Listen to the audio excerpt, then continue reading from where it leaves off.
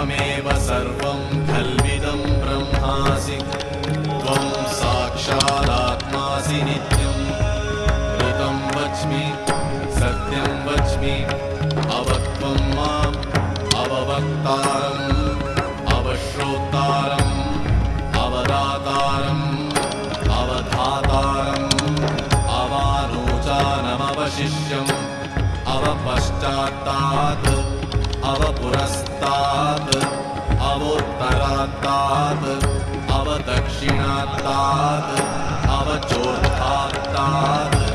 अवाधरात्तात् सर्वतो मां पाहि पाहि समन्तात् त्वं वाङ्मयस्त्वं चिन्मयः त्वमानन्दमयस्त्वं ब्रह्ममयः त्वं सच्चिदानन्दाद्वितीयोऽसि त्वं प्रत्यक्षं ब्रह्मासि त्वं ज्ञानमयो विज्ञानमयोऽसि सर्वं जगदिदं त्वत्तो जायते सर्वं जगदिदं त्वत्तस्तिष्ठति।